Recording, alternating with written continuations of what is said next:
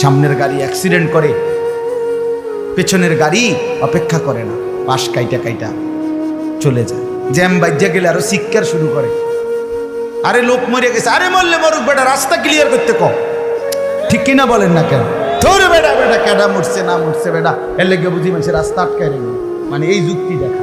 তাহলে কেডা মরছে না মরছে মানে তোর মতো এক মানুষ মরছে। ঠিক কিনা বলেন না?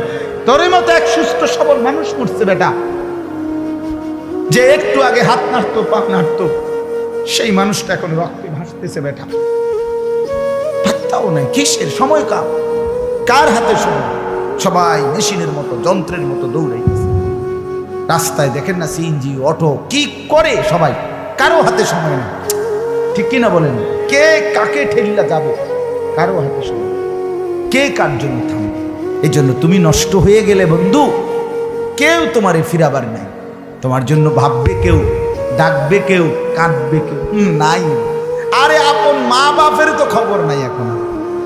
আপন বাপ সাইয়া রইছে, দেখে তার ফুতে আজকে 6 বছর 9 বছর এক ওয়াক্ত নামাজ পড়ে না, এবড়া বইয়ে বিড়ি খায়, বন খায়, চা দিয়া ভিজাইয়া খায়। এবারটা মাইছ না চাইতাম নামাজ পড়লে পড়ছে, না পড়লে রাতের ব্যাপার। বাবুরে টিহা দিছে, টাকা দিলে খালাস। যদি সুতে টাকা দেয় বাপের কোনো অসন্তুষ্টি নেই, আর যদি টাকা না দেয় এবড়ার গজবে আল্লাহর আরশ কাঁপে। ফুতের উপরে লানত দিতে দিতে, অভিশাপ দিতে দিতে শেষ। কারণ টাকা দেয় না, টাকা দেয় না, পুরা গ্রাম হাইটা হাইটা তখন মানুষের কাছে বদনাম। এই ফোলাগারে মানুষ করছি আমি, এই ফোলার লাগিয়া জীবন যৌবন শেষ করছি, 12 লাখ টাকা সুদে লইয়া তারে আমি নিজে বিদেশ পাঠাইছি। কত বড় নেয়ামতের কথা!